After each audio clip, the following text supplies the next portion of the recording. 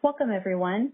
Thank you for standing by for the Alphabet Fourth Quarter 2022 Earnings Conference Call. At this time, all participants are in a listen-only mode. After the speaker's presentation, there will be a question-and-answer session. To ask a question during the session, you will need to press star 11 on your telephone. I would now like to hand the conference over to your speaker today, Jim Friedland, Director of Investor Relations. Please go ahead. Thank you. Good afternoon, everyone, and welcome to Alphabet's Fourth Quarter 2022 Earnings Conference Call.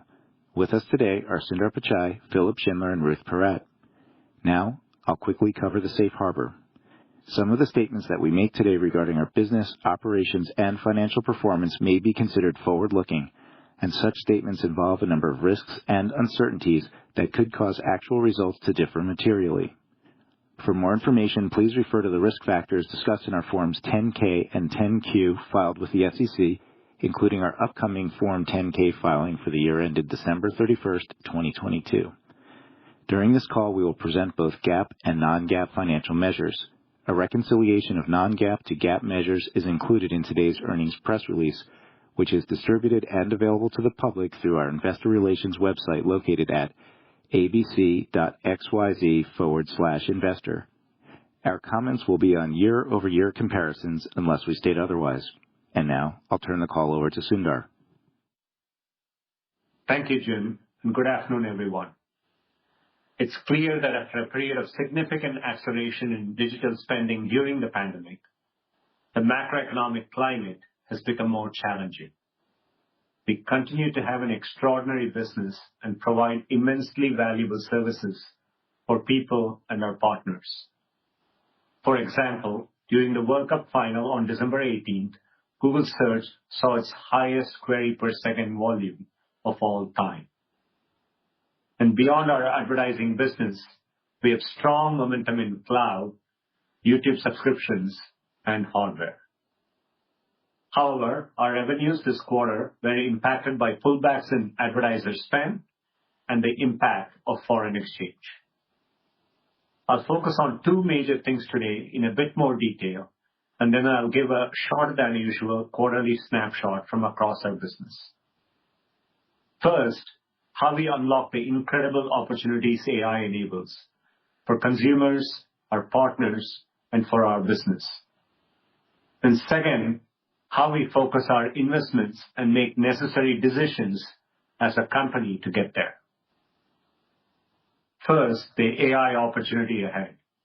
AI is the most profound technology we are working on today. Our talented researchers, infrastructure, and technology make us extremely well positioned as AI reaches an inflection point. More than 6 years ago, I first spoke about Google being an AI-first company. Since then, we've been a leader in developing AI. In fact, our Transformers research project and our field-defining paper in 2017, as well as our path-breaking work in diffusion models, are now the basis of many of the generative AI applications you're starting to see today. Translating these kinds of technical leaps into products that help billions of people is what our company has always thrived on. Everyone working on the various projects underway is excited. We'll pursue this work boldly, but with a deep sense of responsibility, with our AI principles and the highest standards of information integrity at the core of all our work. We've been preparing for this moment since early last year, and you're going to see a lot from us in the coming few months across three big areas of opportunity. First, large models. We published extensively about Lambda and PaLM, the industry's largest, most sophisticated model, plus extensive work at DeepMind. In the coming weeks and months, we'll make these language models available, starting with Lambda, so that people can engage directly with them. This will help us continue to get feedback, test and safely improve them. These models are particularly amazing for composing, constructing, and summarizing. They will become even more useful for people as they provide up-to-date, more factual information. And in search, language models like BERT and MUM have improved search results for 4 years now, enabling significant ranking improvements and multimodal search like Google Lens. Very soon, people will be able to interact directly with our newest, most powerful language models as a companion to search in experimental and innovative ways. Stay tuned. Second, we'll provide new tools and APIs for developers, creators, and partners. This will empower them to innovate and build their own applications and discover new possibilities with AI on top of our language, multimodal, and other AI models. Third, our AI is a powerful enabler for businesses and organizations of all sizes, and we have much more to come here. There's a few flavors of this. Google Cloud is making our technological leadership in AI available to customers via our Cloud AI platform, including infrastructure and tools for developers and data scientists like Vertex AI. We also offer specific AI solutions for sectors like manufacturing, life sciences, and retail, and will continue to roll out more. Workspace users benefit from AI-powered features like Smart Canvas for collaboration and Smart Compose for creation, and we are working to bring large language models to Gmail and Docs. We'll also make available other helpful generative capabilities from coding to design and more. And for our advertising partners, Philip will discuss in detail how AI is powering dramatic campaign improvements and value-adding features for them. Of course, in addition to all this, AI also continues to improve Google's other products dramatically. And we'll continue our work with others outside Google, including joint research collaborations to develop AI responsibly and to apply AI to tackle society's greatest challenges and opportunities. For example, DeepMind's protein database of all 200 million proteins known to science have now been used by 1 million biologists around the world. We continue to invest in AI across the board, and Google AI and DeepMind are integral to a bright AI-first future. Over the past few years, DeepMind has been increasingly working across groups within Google and the other bets. And to reflect that progress, we'll be making a financial reporting change that Ruth will share more about in her comments. We are just at the beginning of our AI journey, and the best is yet to come. The second thing I wanted to discuss is our sharpened focus. We are committed to investing responsibly with great discipline and to finding areas where we can operate more cost effectively. We are focused on methodically building financially sustainable, vibrant, growing businesses across Alphabet. For example, we are working to improve the economics in hardware as we focus more intently on the Pixel line and our overall cost structure there. Cloud remains very focused on its path to profitability. And there are many opportunities to build on our progress at YouTube over the years, starting with Shorts monetization. Overall, I see this as an important journey to re-engineer the company's cost base in a durable way. There are several dimensions already underway, including prioritization of our product investments across Google and other bets. It also includes a careful focus on our hiring needs, reflecting these priorities, as well as efficiencies in our technical infrastructure and productivity improvements from our AI tools. As part of this, we did a rigorous review across product areas and functions to ensure that our people and roles are aligned with our highest priorities as a company, and we announced a reduction in our workforce. I'm grateful to the Googlers leaving us for all of their contributions and their hard work to help people and businesses everywhere. Let me give a few quick updates from across the business this quarter. Just this week, we started bringing revenue sharing to YouTube Shorts, which is now averaging over 50 billion daily views, up from the 30 billion I announced on the Q1 2022 call. This will reward creators and help improve the Shorts experience for everyone. Our subscription business continues to grow, with YouTube Music and Premium surpassing 80 million subscribers, including trialists. Together with YouTube Primetime Channel subscriptions, and YouTube TV, we have good momentum here. YouTube's NFL Sunday Ticket will accelerate that by helping to drive subscriptions, bring new viewers to YouTube's paid and ad-supported experiences, and create new opportunities for creators. Turning to hardware, many outlets and reviewers named Pixel 7 Pro the phone of the year. Features like Magic Eraser and Photo Unblur are incredible and help differentiate Pixel from others.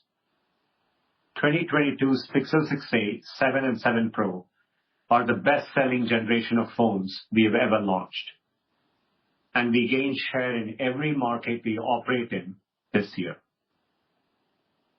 Next, Google Cloud. We see continued momentum with Q4 revenue growing 32%. Our differentiated products and focused go-to-market strategy continue to drive customer momentum, beginning with real-time data, analytics, and AI. Customers are increasingly choosing BigQuery because we unify data lakes, data warehouses, and advanced AI ML into one system, and now analyze over 110 terabytes of data per second. Customers like Kroger can analyze data in multiple clouds without moving data in most cases, and MSCI processes unstructured and structured data at scale. In infrastructure, our global network and advanced TPU v4 AI supercomputer helps Snap triple the throughput for its business-critical ad ranking workload while significantly lowering cost.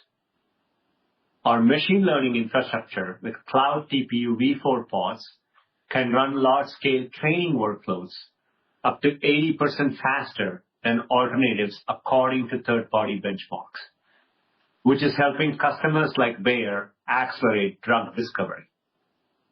Our reliability advantages and open-edge cloud power the mission-critical 5G network of Telefonica Germany. As I mentioned, our suite of AI ML solutions across verticals are a key differentiator.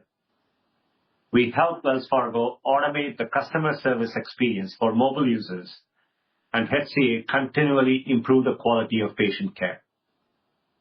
In 2022, Mandiant, which we are now integrating, helped over 1,800 customers prepare for or recover from the most critical cybersecurity incidents. In Workspace, the innovations mentioned earlier are helping drive new wins and expansions across geographies. In other bets, from Calico to Waymo, we are focused on investing sustainably across the portfolio and creating good businesses. Verily, for example, has recently honed its strategy and structure to more clearly focus its product development. To close, we are all standing on the cusp of an era of amazing opportunities. We are going to be bold, responsible, and focused as we move into it. A healthy disregard for the impossible has been core to our company culture from the very beginning. When I look around Google today, I see that same spirit and energy driving our efforts. Thanks to our employees, our partners, and people everywhere who use our services. I'm excited for what's next. Over to you, Philip. Thanks, Sundar. Hello, everyone. It's good to be with you all. I'll start today with our Google Services performance in the fourth quarter and then dive deeper into our priority areas. Google Services revenues of $68 billion were down 2% year-on-year, negatively affected by a sizable foreign exchange headwind.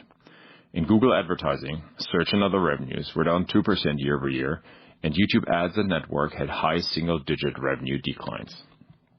Google Other revenues were up 8% year-over-year, with strong growth in YouTube, non-advertising, and hardware revenues, offset by decrease in Play revenues. I'll highlight two other factors that affected our ads business in Q4. Ruth will provide more detail. In search and other, revenues grew moderately year-over-year, excluding the impact of FX, reflecting an increase in retail and travel, offset partially by decline in finance. At the same time, we saw further pullback in spend by some advertisers in search in Q4 versus Q3. In YouTube and Network, the year-over-year revenue declines were due to a broadening of pullbacks in advertiser spend in the fourth quarter. I'll now zoom out to share more broadly where we're investing and see clear opportunities for long-term growth. First, Google AI. It's important to recognize that our advertising business has obviously benefited over the past decade from the transition to mobile. More recently, we had outsized growth in advertising revenues during the pandemic, with 2022 advertising revenues $90 billion higher than in 2019. Going forward, we're focused on growing revenues on top of this higher base through AI-driven innovation. Sundar highlighted the incredible opportunities underway with AI and the transformative impact it will have on businesses. Already, breakthroughs in everything from natural language understanding to generative AI are fueling our ability to deliver results that drive meaningful performance for advertisers and are useful to users. Take smart bidding, which uses AI to predict future ad conversions and their value, helping businesses stay agile and responsive to rapid shifts in demand. In 2022, AI advances boosted bidding performance, allowing us to move advertiser outcomes down the funnel to drive better ROI and use budgets more efficiently. In search query matching, large language models like MOM match advertiser offers to user queries. This understanding of human intent of language, combined with advances in bidding prediction, are why businesses can see an average of 35% more conversions when they upgrade exact match keywords to broad match in campaigns that use a target CPA. Google AI also underlies our creative products, like text suggestions in Google Ads and creative optimization and responsive search ads. We're excited to start testing our automatically created assets beta, which uses AI to generate headlines and descriptions for search creative seamlessly once advertisers opt in. Then, of course, there's Performance Max, which offers the best combination of our AI-powered systems to our customers. But we're not stopping here, and these examples aren't exhaustive. AI has been foundational to our ads business for the last decade and will continue to bring cutting-edge advances to our products to help businesses and users. Number 2, retail. Our foundation for delivering value over the long term includes 3 pillars. First, we're on a multi-year mission to make Google a core part of shopping journeys for consumers and a valuable place for merchants to connect with users. This means constantly improving our consumer experiences, starting with a more visual, immersive, browsable search. Second, we're empowering more merchants to participate in our free listings and ad experiences. In 2022, we saw an uptick in merchants, particularly SMBs, and product inventory coming onto Google. Adding more value for merchants remains a top priority. Third, to drive retail performance further, we focus on great ads products, from automation and insights to bidding tools and omni-channel solutions, to AI-powered campaigns like PMax. We're helping retailers hit their goals and connect with customers no matter where or when they shop. 2 quick insights on PMax, which we upgraded the majority of advertisers to from smart shopping campaigns last year. First, advertisers on average see a 12% uplift from SSC to PMax. Second, it was a success story during the holidays and Cyber 5. Its ability to scale and adapt to changing traffic over a volatile peak retail season drove strong results for many retailers, particularly mid-market advertisers. Moving on to YouTube. Despite ongoing revenue headwinds in Q4, we're confident in YouTube's long-term trajectory. Here's how we think about our strategy.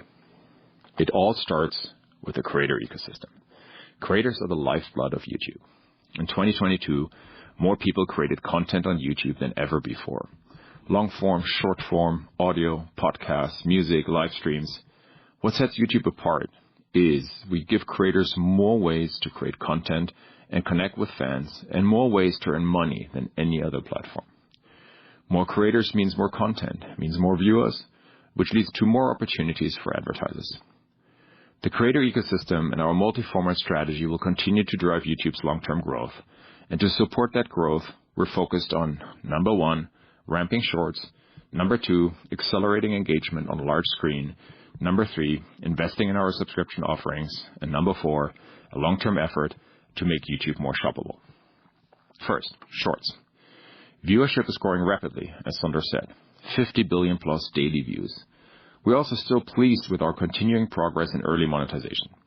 On the creator side, it's been impressive to see the innovative ways creators are using Shorts to introduce their content and extend existing channels. We're focused on providing creators with the best content creation and monetization tools, new, richer features, and analytics capabilities that help individualize and optimize their content strategies. It's early days for Shorts, but we're confident the runway is long. Next, connected TV, where users are increasingly watching their favorite creators on the big screen at home. According to Nielsen, YouTube is the leader in U.S. streaming watch time. Advertisers are leaning in.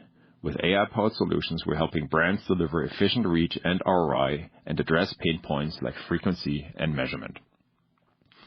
Then there's our subscription offerings. It's clear the future of online video is about helping users seamlessly discover and watch content across ad-supported and premium services. Our goal is to be a one-stop shop for multiple types of video content. That's why we first offered YouTube Music and Premium, where 80 million plus paid subscribers and trialers enjoy their favorite content and music ads-free. We then expanded into YouTube TV, significantly improving on the legacy television experience. And then last fall, Primetime channels launched, making streaming subscription services available on YouTube on an a la carte basis. Given the potential we see in our subscription offerings, we recently announced a multi-year agreement to distribute NFL Sunday Ticket. As Sundar highlighted, we're excited about the opportunities this will open up.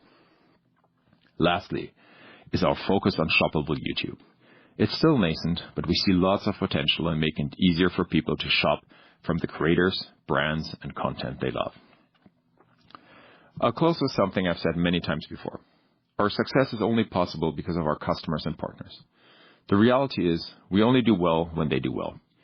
Since our earliest days, our revenue share models have been structured around ROI for our partners, from Play developers and online publishers to YouTube creators, artists, and media orgs around the world.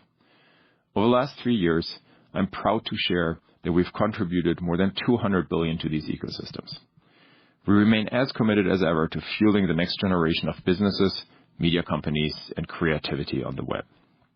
On that note, a big thank you to our partners and customers for their ongoing collaboration and trust, and to Googlers for their energy, focus, and dedication to helping our users, customers, and partners succeed, especially through these tougher times. Ruth, over to you. Thank you, Philip.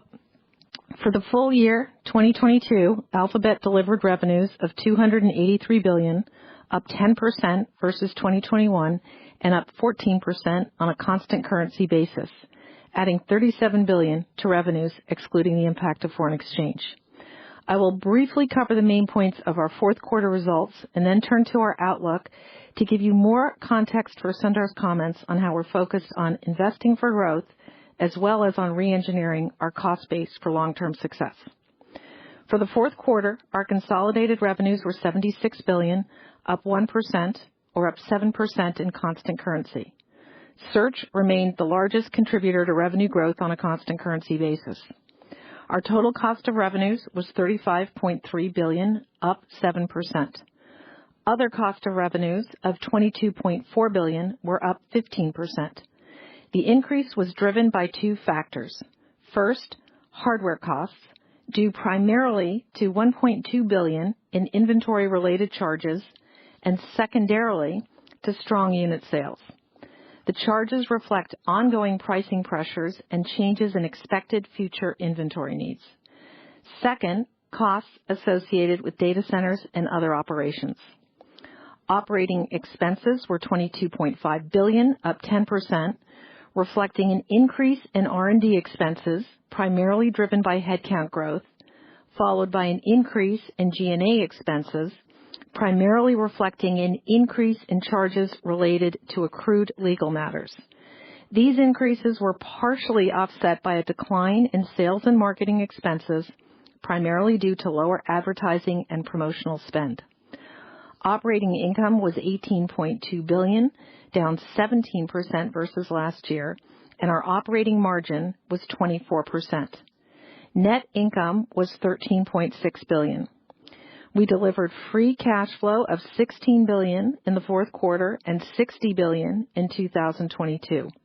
We ended the year with $114 billion in cash and marketable securities. We also repurchased a total of $59 billion of our Class A and Class C shares in 2022. Turning to our segment results, starting with Google Services, revenues were $67.8 billion, down 2%. Google Search and other advertising revenues of $42.6 billion in the quarter were down 2%. Search delivered moderate underlying growth in Q4, absent the impact of currency movements on reported results. YouTube advertising revenues of $8 billion were down 8%. Network advertising revenues of $8.5 billion were down 9%. Other revenues were $8.8 billion, up 8%, reflecting several factors. First, significant subscriber growth in YouTube Music Premium and YouTube TV. Second, strong growth in hardware revenues, primarily from the Pixel family. Offsetting growth in these two areas was a year-on-year decline in Play revenues, reflecting a particularly large foreign exchange headwind in APAC, as well as the impact of reductions of Play Store fees.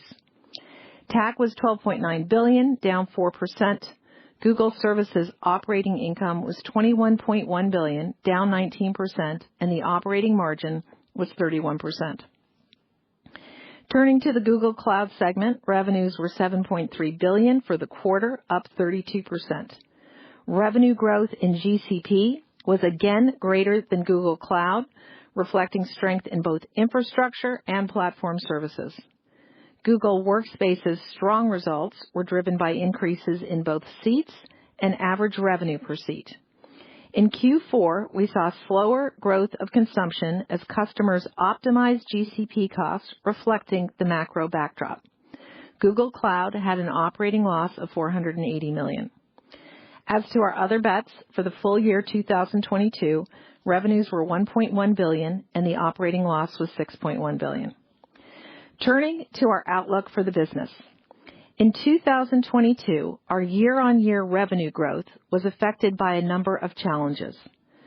First, we faced very tough comps given the outsized recovery in 2021 from the impact of the pandemic. Second, foreign exchange headwinds grew throughout the year. And third, we were operating against the backdrop of a more challenging economic climate that also impacted many of our customers and which remains ongoing. Within Google Services, we are focused on investing in the opportunities we see for long-term revenue growth.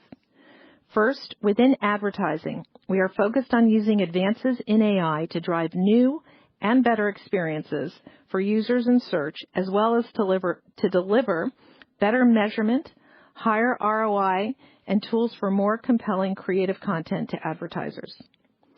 In YouTube, we are prioritizing continued growth in Shorts engagement and monetization, while also working on other initiatives across our ad-supported products.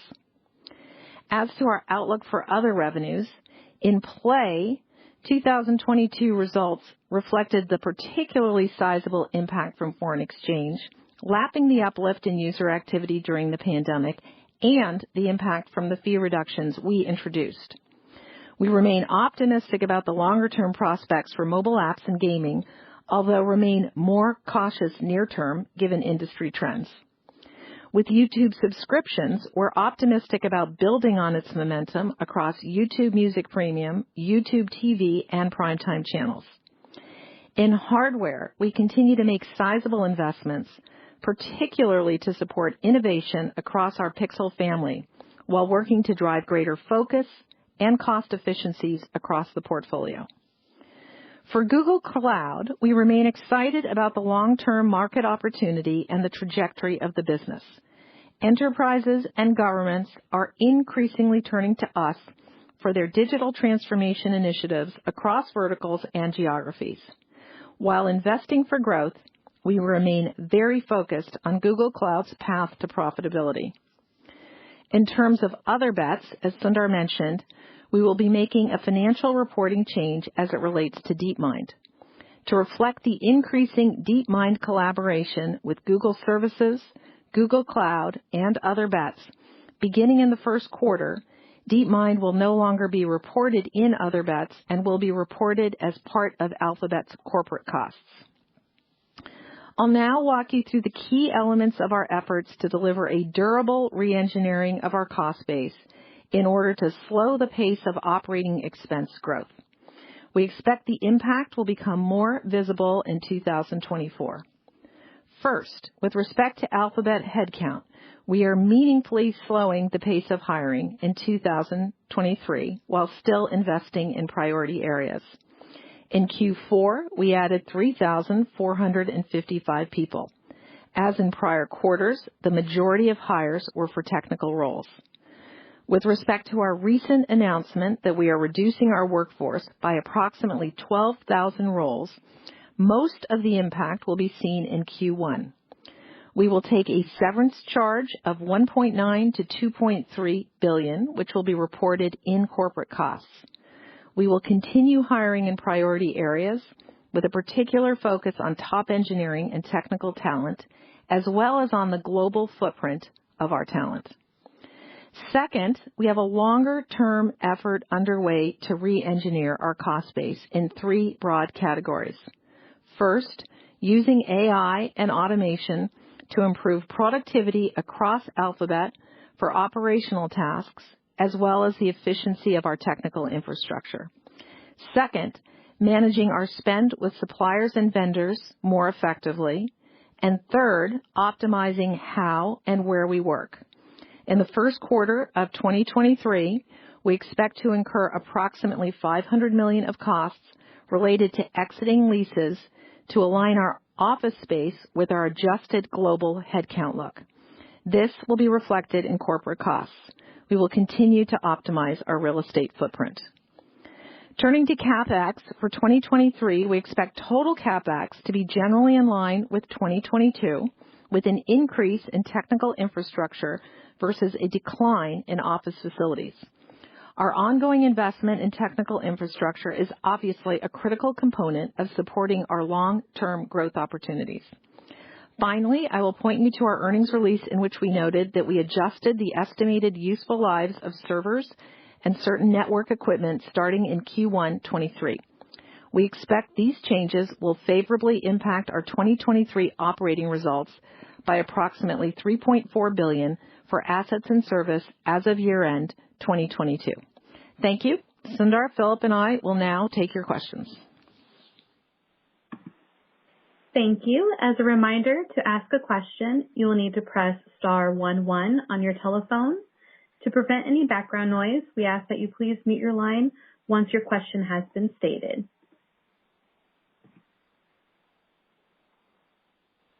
And our first question comes from Brian Nowak with Morgan Stanley. Your line is open. Thanks for taking my questions. I have two.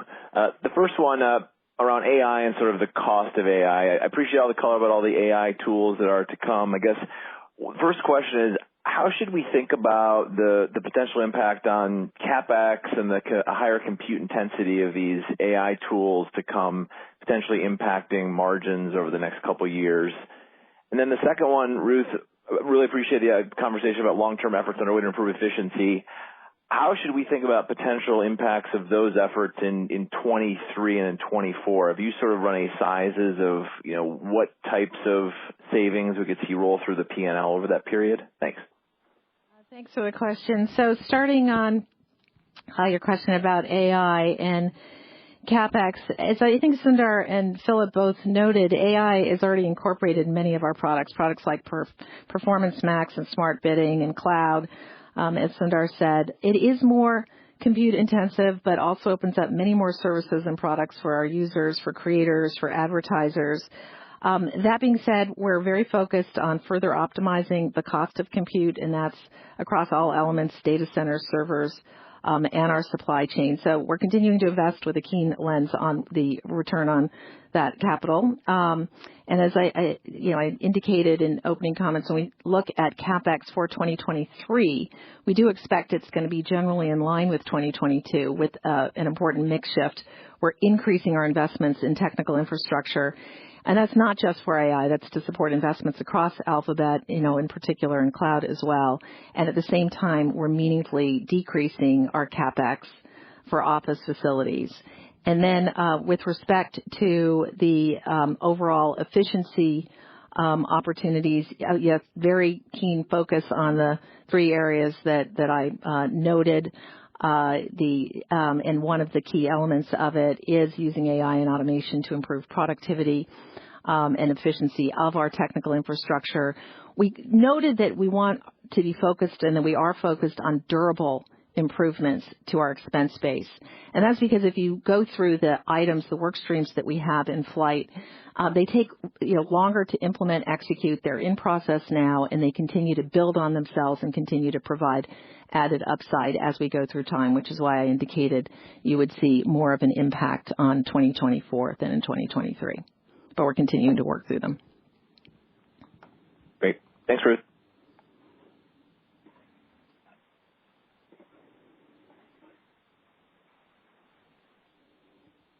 And our next question comes from Michael Nathanson with Nathanson. Thanks. I have two. For Sundar and Philip, you both mentioned the NFL in your remarks and the opportunities it opens up. Can you come in and help us define what do you see as that longer-term opportunity? Why is it so critical to have the NFL? And is this the first of many sports rights deals to be had? So anything just to help us why this is so important to you. And then just, Philip, you've said in the past about the scaling of monetization, YouTube Shorts. What are the sticky factors? What's taking the time to really bring advertisers on? And what are some of the things you've seen in terms of you've solved to make this a more quickly monetizable product? So thank you. Yeah, thank you so much for the question. We think there is a lot of great opportunities to differentiate the user and creator experience with our unique capabilities. It basically means that every YouTube viewer who's interested in the NFL can now have one-click access to the full offering of Sunday Ticket as an add-on package on YouTube TV subscription and as a standalone offering on primetime channels. This will be the first time that Sunday Ticket is actually available a la carte for fans. On YouTube TV, we're building the ability for subscribers to, for example, watch multiple screens at once. And on YouTube CTV, we'll be adding new features specific to the Sunday Ticket experience, like comments, chats, polls, and so on.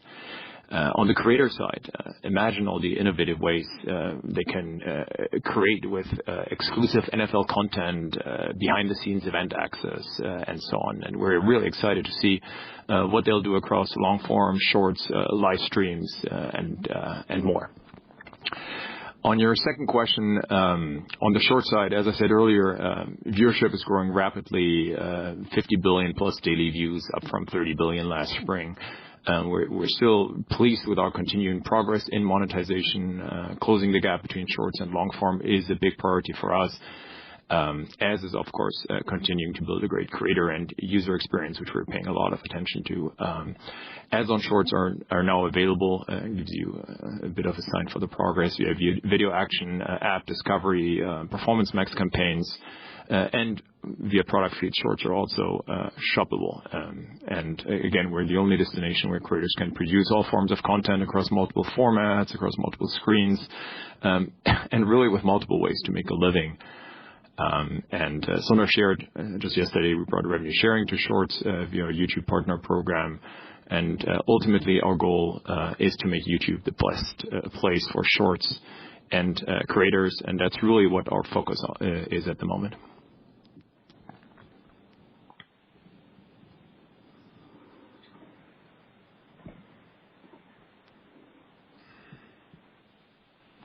And our next question comes from Douglas Anmuth with JP Morgan. Your line is open. Thanks for taking the questions. One for Sundar and one for Ruth. For Sundar, can you just talk more about how you can bring the AI products to market with the principles and integrity that you talked about, and how you can do that without kind of sacrificing quality or trust along the way? And then, Ruth, clearly the language around re-engineering the cost structure in a durable way and everything that went along with it is different than what we've heard in the past. Is there any way at all to help us quantify how you're thinking about these efforts? Thanks. Thanks, Doug. On the AI side, it is a really exciting time. I think we've been investing for a while, and it's clear that the market is ready. Consumers are interested in trying out new experiences. I think I feel comfortable with all the investments we have made in making sure we can develop AI responsibly. And we'll be careful. We'll be launching, we'll more as labs products in certain cases, beta features in certain cases, and just slowly scaling up from there. Obviously, we need to make sure we are iterating in public. These models will keep getting better, so the field is fast changing. The serving costs will need to be improved. So I view it as very, very early days, but we are committed to putting out experiences, both in terms of new products and experiences, actually bringing direct LLM experiences in search, making APIs available for developers and enterprises, and learn from that and iterate like we've always done. So I'm looking forward to it. And then on your second question, when we talk about being focused on delivering sustainable financial value, that obviously means that expense growth cannot be growing ahead of revenue growth. And we're focused on revenue upside as well as durable changes to the expense base to really ensure we have the capacity to invest in that growth. And, clearly the emphasis of revenue growth, there's a lot that's exciting ahead of us within Google Services. All of the AI advancements that are improving advertiser ROI and the search user experience, and more broadly, as we've talked about, across the key product areas. And then very importantly, on expense growth, we have a very strong commitment we keep emphasizing durably re-engineer our cost base, and that will benefit all of the segments across Alphabet. And the key components, slowing the pace of hiring is a starting point. Product prioritization across Google, as Sundar said, is key. Improving economics in hardware as we focus intently on the pixel line and cost structure. Then using AI and automation to improve productivity for operational tasks, as well as for the efficiency of our technical infrastructure, where we have a number of work streams. Managing our spend, as I said, with suppliers and vendors, and then optimizing how and where we work. And you saw part of that with the real estate consolidation, given the slower headcount growth. All of those not only benefit Google Services, but many of those similarly drive a greater efficiency across Alphabet. And so, as we've said, in cloud, we remain very focused on the path to profitability. That's a revenue and margin driver. And then with other bets, we're similarly focused on investing sustainably. And so to go back to it, it's the durable nature of change and some of the elements that I've talked about here where work is ongoing. You start to see impacting in 23, but to really get full year run rate and the benefit of it, there's work ongoing. And that's why we've emphasized this notion of it comes in and then really you see the run rate in 24. That's helpful. Thank you both.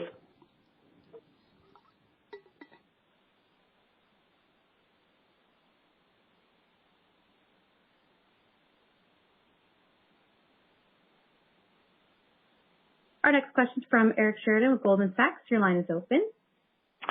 Thank you so much. Maybe two, if I could. Sundar, for you, continuing on the AI theme, how do you think philosophically about capturing the opportunity set that you see in front of you, given all the investments you've made over the last 5+ years that we've been talking about, going back to a lot of Google I/Os, versus potentially disrupting the user experience or the monetization arc in your existing product set and striking the right balance between the opportunity set and being disruptive to yourself when you think about looking forward over the next couple of years. And then, Ruth, maybe just following on some of the questions and debates on the cost structure. Obviously, Other Bets is an area where the losses continue to be sort of higher than what some of us think from the outside looking in, but then you showed some improvement in the losses in the cloud division this quarter. How should we be thinking about the rationalization of the cost structure and aligning costs with opportunity sets across some of the divisions of Alphabet when you think for the medium to long term? Thanks so much. Thanks, Eric. Look, I do think, first of all, it's such a foundational technology, and we've been investing not just in terms of research, but actually getting it all production scale ready.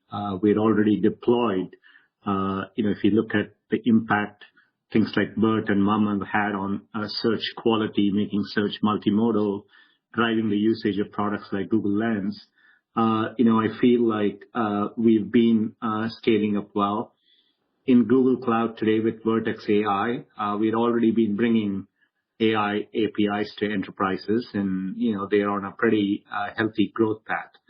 So we do see secular opportunities ahead, both in terms of putting these APIs out, making sure every developer, every organization in the world can use it.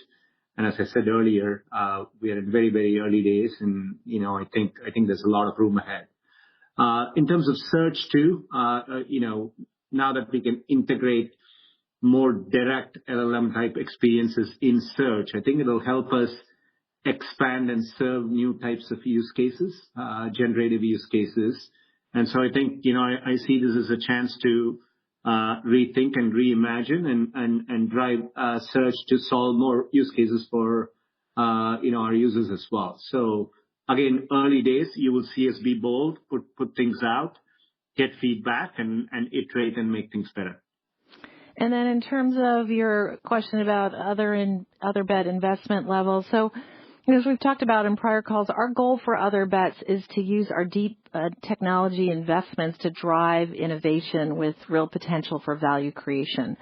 And at the same time, we are very focused on the overall pace of investment and the financial returns. And so what we're really looking at here are what are the opportunities for monetization and commercialization. As I've said in prior calls, there is no monolithic approach across the portfolio, but we are very focused on what's the pace of investment, opportunities for monetization and commercialization. And just a bit more with respect to the DeepMind move, to be very clear, we consolidate another bet into Google only when that bet supports products and services within Google or for Alphabet broadly. And you saw us do that some time ago when we moved Chronicle, as an example, into combining with our cloud business and really the cybersecurity offering that is now in cloud, and that was very effective.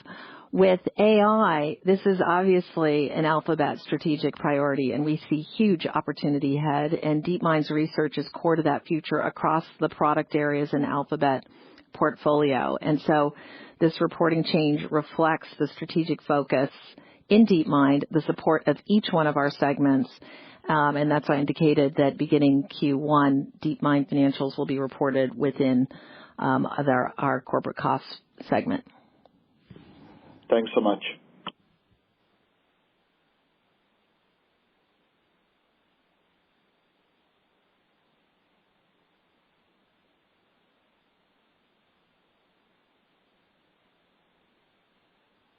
Our next question from Justin Post with Bank of America Merrill Lynch. Your line is open. Thank you for taking my question. Just digging into search, kind of low single-digit growth ex FX. Can you talk about the pressures there of volume versus pricing or CPCs? What's really driving the slowdown is kind of almost back to 2009 recession levels. Just think about that. And then any signs that we're near a bottom, any stabilization in growth rates you can talk about, or how your outlook is for 23 on that. Thank you. So overall, as we've indicated, we remain very excited about all that we're doing in search, the utility for all of us, and so that's why you've heard so many comments about the application of AI and what that means for the ongoing opportunity. You had a number of different questions in there. I think one was on volumes, and in the 10K that we'll be filing shortly, you'll see that for the full year 2022, CPCs were down 1% versus last year. And as we've talked about in prior quarters, the change in CPCs can reflect a number of different factors: geographic mix, property mix, all sorts of things. Clicks were up 10% in 2022, reflecting a number of factors, including increased engagement, primarily on mobile devices, and improvements in ad formats. But I think, overall, we're really excited about what we see ahead. We're not going to predict the global environment. We did say the challenging backdrop is ongoing, and you can see that, but we're very focused on what we can control. And I think most important and what we're really excited about here is innovation to help advertisers overall, and our cost reengineering that really gets us to align this long-term sustainable value creation. Thank you.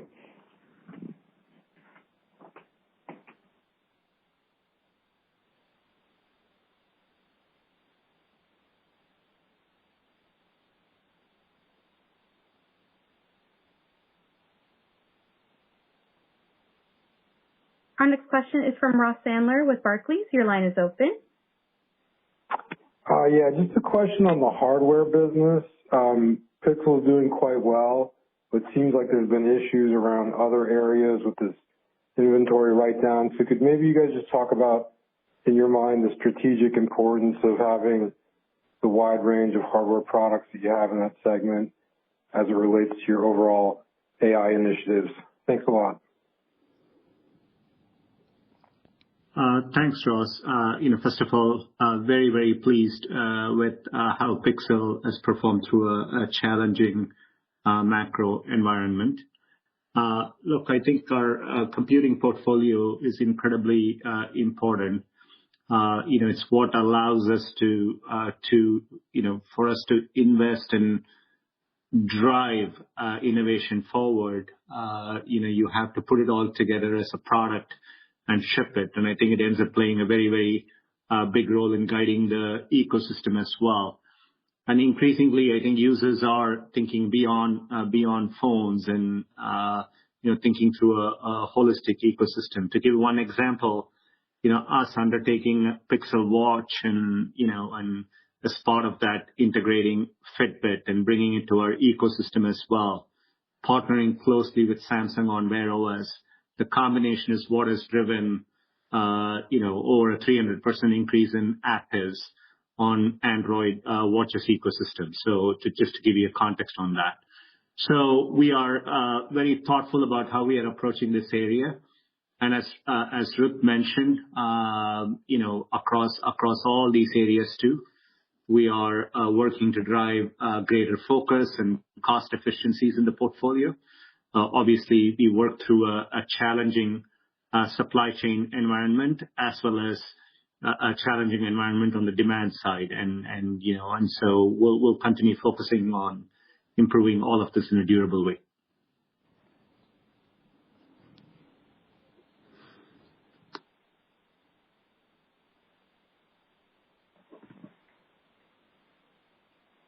And our next question comes from Mark Mahaney with Evercore ISI. Your line is open. Hey, I'll just ask one question on, Ruth, you mentioned a couple times getting Google Cloud to profitability, and just talk through how that gets done. You had almost 40% growth in Google Cloud. The operating loss level stayed about the same from 21 to 22.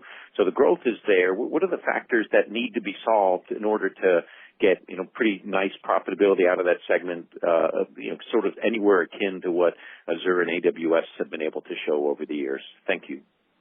Thanks for the question. So as we've talked about on prior calls with Google Cloud, we've really been investing ahead of our revenues, given the growth in the opportunity overall and the desire to ensure that we're equipped, able to support customers across segments around the globe. And so there's been meaningful investment to position ourselves to really have the momentum that the team has continued to deliver. That being said, they are, as both Sundar and I have noted, extremely focused on the path to profitability and every element of that. And some of the items that I noted that benefit Alphabet generally most certainly are relevant here for cloud as well. Everything from our efficiency with our technical infrastructure, which we're very excited about, all the efforts that they're doing there, and more broadly. So this has been really to ensure, first and foremost, given the scale of the opportunity and the speed with which it's moving, that we're positioned to be present with our customers to provide them with the analytics, the skills, the capabilities that are needed to build for long-term growth. And we're at a position now where we've meaningfully closed the gap to profitability, but still are working through as we continue to invest for growth while narrowing what this is on our march to profitability. Thank you, Ruth.